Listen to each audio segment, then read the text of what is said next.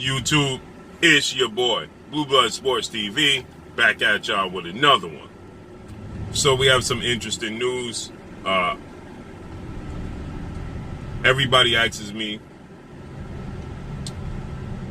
should have Olympic bronze medalist, former WBC American heavyweight world champion, superstar boxer, who is currently 42 wins, 2 losses, 1 draw, 41 big wins by way of knockout, 35 years of age, stands 6'7" with an 83-inch arm reach. Should he have taken legendary Hall of Fame, iconic superstar boxer who's retired, 50-0, the man known as Money, Floyd Money Mayweather? Should he have taken him up on his offer to train him? Okay, Floyd Mayweather, he weighed in on Deontay Wilder losing to Tyson Fury. Okay, Floyd Mayweather believed he could have trained Deontay Wilder to beat Tyson Fury. Okay, he has what it takes to train Deontay Wilder, to teach Deontay Wilder what it takes to beat Tyson Fury, and he's willing to do so, or he was willing to do so. Okay, Floyd Mayweather obviously is a welterweight, stands at 5'8", 72-inch arm reach. Highest weight he's ever fought at was 154, junior middleweight. Okay, Floyd Mayweather's a smaller guy, 5-division world champion, former pound-for-pound king, pay-per-view king, holds every pay-per-view record there possibly is to hold. Okay, with that said, Floyd Mayweather offered his services to train Deontay Wilder. Deontay Wilder turned it down. Deontay Wilder, he stated, when I was winning, where was everybody wanting to help me? Now, as soon as I lose, everybody's offering their services and their relationships. But I haven't heard from these people before. Deontay Wilder, obviously coming off their highly anticipated trilogy with Tyson Fury. They fought 3 times. Most people felt Deontay Wilder was getting outboxed in the first fight. First fight ended in a draw, although Tyson Fury, he hit the deck twice in that fight. Second fight saw Tyson Fury get a 7th round stoppage victory. Wade just simply mauled Deontay Wilder. Tyson Fury, obviously there's a lot of speculation and there's a lot of controversy surrounding that second fight. His gloves look like a flat tire. Ironically, it's the same pair of gloves that Marcos Elcino Maidana attempted to wear against Floyd Mayweather in their first fight. Were Everlast MX gloves that has literally no padding, 0 padding in the gloves, the knuckle area. And those are the gloves that of choice of Tyson Fury. They're just Paffin Sport brand of gloves. So with that said, Floyd Mayweather said he could have taught Deontay Wilder to beat Tyson Fury, right? Now Deontay Wilder, he parted ways with his longtime trainer, Mark Breland. Obviously, everybody knows the backstory with that. With Mark Breland, Deontay Wilder feels like Mark Breland compromised Deontay Wilder, okay? And tampered with his water. And he parted ways with his longtime trainer. And he stated, looking back, now I can see that Mark was never truly happy for me. Okay, Mark Breland's a legend in the sport of boxing.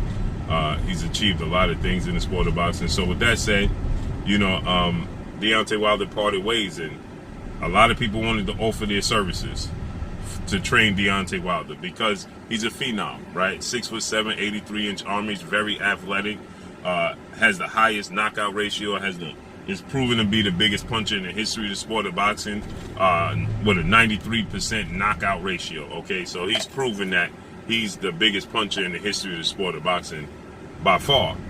Okay, 93 knockout ratio, knocked down, knocked out every opponent he's ever faced. So he's proven. So obviously his athletic ability, you can't teach power, okay?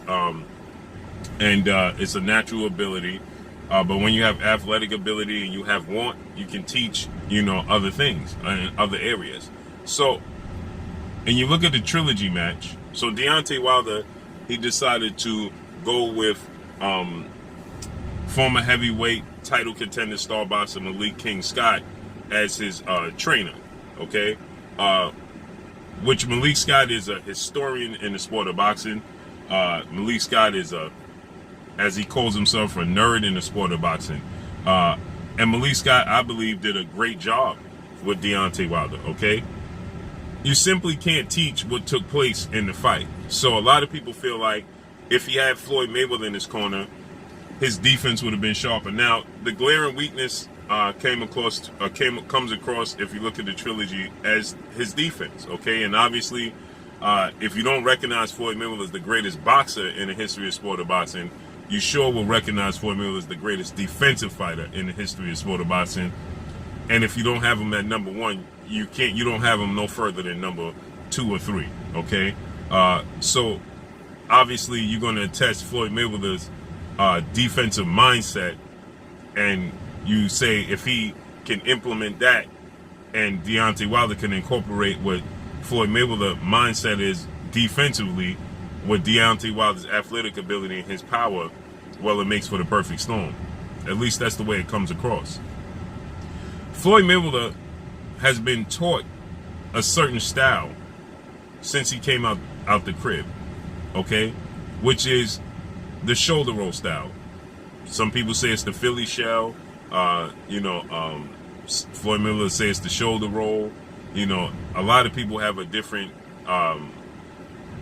way of describing Floyd Mayweather's defense and where it came from, where it initiated, where it evolved from. Nonetheless, it's a shoulder roll defense, as he calls it, okay? And so he's been taught this since he came out the crib, okay? So it became second nature for Floyd Mayweather. That's what it became. It became second nature. He knows nothing else but boxing, okay? And he knows nothing else but that defensive style, because that's all he knows. It's been embedded in him since he was a young child. He's been molded in that form, okay? Now, one thing you can say about Floyd Mayweather is his ring IQ and when to use that defense, because he learned very quickly that his shoulder roll defense is not always effective against, more importantly, southpaws, okay? He struggled with southpaws with that with his shoulder roll defense, but obviously Floyd Mayweather, having arguably the highest ring IQ the sport of boxing has ever seen, he makes adjustments in the ring. That can't be taught. That has to be second nature. That's a natural reaction to make the adjustments in the ring. That can't be taught. So, can Floyd Mayweather give Deontay Wilder some pointers? Absolutely. Have we ever seen Floyd Mayweather train anybody and seen the effects of his training play out in front of you? We have not. Now, again, obviously we know Floyd Mayweather's high ring IQ.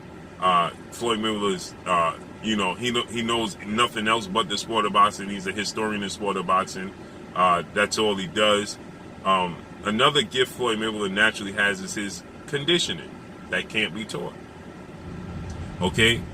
And so, yes, Floyd Mayweather can, obviously, you want to pick his brain and he can give you pointers. Can Deontay Wilder learn things from Floyd Mayweather? Absolutely. But can Deontay Wilder fully incorporate what Floyd Mayweather is teaching for him to be successful in the heavyweight division? That's the question that I don't believe that it would translate, because Floyd Mayweather is trying to teach you something that's natural to him. It became second nature. It became a natural reaction. It became a natural habit for Floyd Mayweather. So sometimes when great players and athletes try to teach other people their ways of what they did, it doesn't pan out. And the reason it doesn't pan out is not because the students aren't able to absorb what they're teaching. It's just that the students aren't able to athletically react the way they were reacting to certain circumstances. So what I mean by that is this. It's very, very rare that you see great players turn into coaches and trainers. It's very rare. And the reason being is because these players and athletes and boxers, they have great athletes. Michael Jordan is horrible at choosing talent, because he chooses talent based off of his abilities. And there's only one Michael Jordan. NFL coaches are normally coaches that are very successful.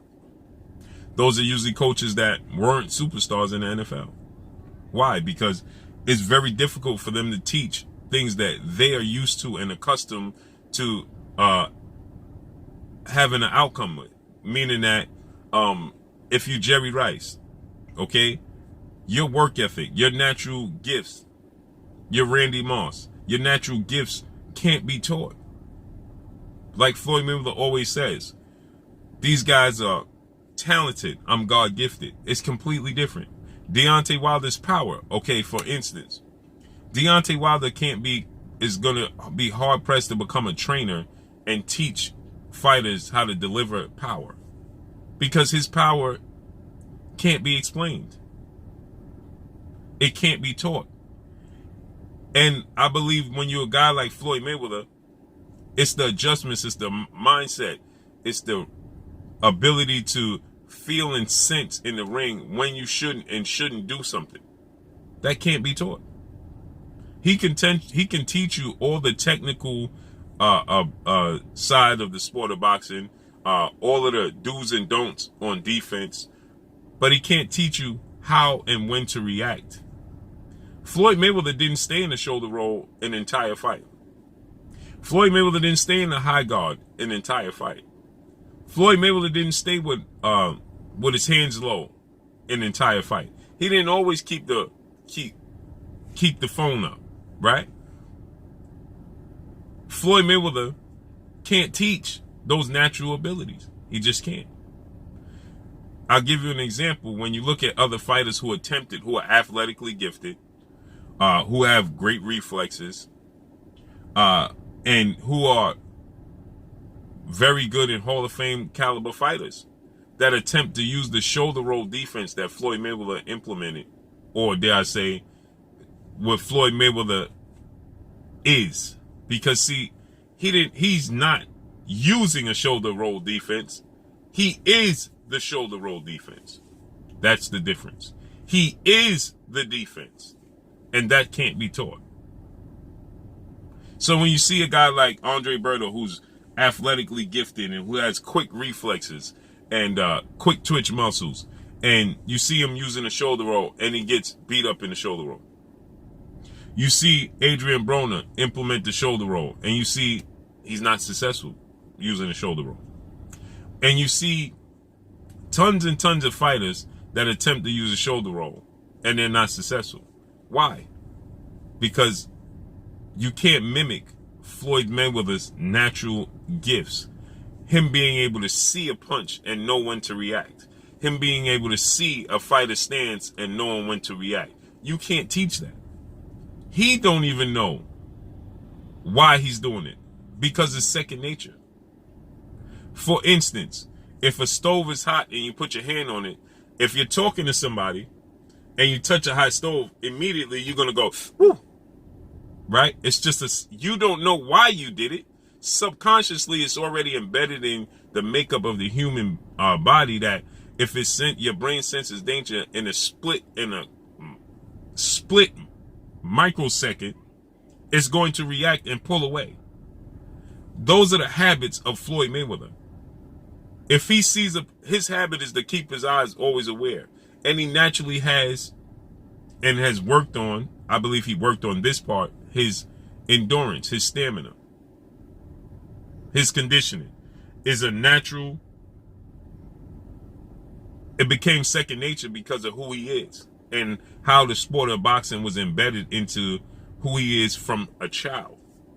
So he knows nothing else but to work extremely, extremely hard. Okay? So you can't mimic. He can't teach. So yeah, Floyd Mayweather can look at Deontay Wilder and he can say, if I was training Deontay Wilder, I would teach him to beat Tyson Fury. Based off of, he's looking through the lenses of Floyd Mayweather, not through the lenses of Deontay Wilder. See, in order to be a great trainer, you have to look through the lenses of your fighter, not through the lenses of what you would have done. You have to look through the lenses of the abilities of your fighter, not through the lenses of what you could have done. So I believe that Malik King Scott is the perfect trainer for Deontay Wilder. You can't teach the fact that, yes, Deontay Wilder made a mistake and ultimately it cost him the fight because he bent down when he got caught behind the ear. He didn't stay defensively responsible. He didn't hold the phone, as they say, and he got caught with a right hand on the ear again. His equilibrium was off, and as he stated from the third round on, from that first knockdown, he never recovered, and he never stayed defensively responsible from that point forward. Right, that's something you can urge him. You can try to embed in him. You can try and tell him, you gotta hold the phone, stay defensively responsible. But if he don't have the natural reaction to do it in the ring, it's not going to be done. Because now you're asking him to think instead of naturally just reacting to fights. So he's thinking as he's moving. And it's not natural to a guy like Deontay Wilder to just think his way through the fight. With Floyd Mayweather, even Malik Scott, they're thinkers, naturally thinkers. That's a gift that they have in the sport of boxing. They're naturally thinkers, right? And some guys are warriors. Deontay Wilder's a warrior. Yes, he's a thinker to a degree where he's going to think about, and, he does feint you. He does, use the jab, but ultimately he's thinking about landing the power, right? He's not a defensive first thinker. You can't turn an offensive fighter into a complete defensive fighter. It's not who they are, right? So you can try and teach them to be more defensively responsible and give a little more detail and attention to being defensively, but you can't make him a defensive fighter. He's just not going to be that. So when Floyd Mayweather says he could have taught Deontay Wilder to beat Tyson Fury, I don't think nobody could have done a better job than what Malik Scott did with Deontay Wilder. You can't teach getting hit with that punch, your equilibrium being off, and you not being able to react as you should the rest of the fight and get away from the game plan. Yes, you can teach to stay defensively responsible, but again, if Deontay Wilder feels that he sees an opening, because again, it's a natural reaction, it's a natural twitch that can't be taught. Okay, Deontay Wilder's natural reaction is, I seen an opening, I'm going for the punch. I didn't stay defensively responsible because I'm quick enough and powerful enough that once this lands, it's over. As he is. Where Floyd Mayweather or Malik Scott in that situation, or another pure boxer, may have said, let me roll this punch first and then try to get that punch off. Where Deontay Wilder said, I got the speed and the power, let me get it off and trade with him. Well, he got his equilibrium knocked off. You can't, because that's a natural reaction for him. So Floyd Mayweather, I don't believe, could teach Deontay Wilder to beat Tyson Fury. And he's not a heavyweight. He can't teach the endurance or the stamina that Deontay Wilder and other heavyweights have to endure in the ring. They're very big guys. And naturally, Deontay Wilder is a 6'7", 83-inch arm reach fighter. He's very long, very lanky. So you're not going to see him tight and moving in the short areas like a James Toney, like a Floyd Mayweather, like a Pernell Whitaker. You can't teach. James Toney can't teach you defense. Pernell Whitaker can't teach you defense, because along with their natural gifts and natural teachings, as they had teachers, great teachers teaching them along the way, they have natural quick twitch fibers and a natural gift to sense when to do things that you cannot teach. You can't teach Pernell Whitaker's style to duck, swip, see these punches and come. Yeah, you can attempt to work on it and stay defensively responsible as much as possible. But you can't teach Floyd Mayweather to roll this punch, and I sense this punch, let me let this one go. You can't teach that. That's a natural ability. Yeah, you can embed it from the crib, but you can't teach it to a fighter that's already 40 plus fights in. You just can't do it. And if it can be taught, then every fighter who has siblings would be just as great as the fighter that we're talking about. For instance, you look at Jerron Boots Ennis, who has siblings, brothers that were very good fighters. But you can't teach the natural abilities that Jerron Boots Ennis has. So along with Bozy Ennis teaching, to go along with his natural gifts, it makes up to what we see in Jerron Boots Ennis. For instance, Terrence Bud Crawford, ability to switch from southpaw to orthodox. He said he didn't even know, it just was a natural thing for him to switch from southpaw to orthodox. You can't teach the feeling that he has to just, oh, I could just switch it. Naturally, it just happens and plays out that way. So no, I don't think Floyd Mayweather could have taught Deontay Wilder to beat Tyson Fury. But that's all I got for y'all. Make sure you hit the like button, drop a comment in the comment section, let me know what y'all think. Y'all already know what it is. It's your boy Blue, Blue Blood Sports TV. Hate, like, comment, and subscribe. If you haven't subscribed, hit the subscribe button, hit the like button, hit the bell icon to get all the new notifications. Follow me on Instagram at Blue Blood Sports TV, all one word. Y'all already know what it is. Shout out to the entire LDBC. Shout out to New Media. Shout out to Black Media Row. Make sure you like your shady videos. That's all I got for y'all. Peace. This is Amanda, the real Dio Serrano, and you're watching Blue Blood Sports TV.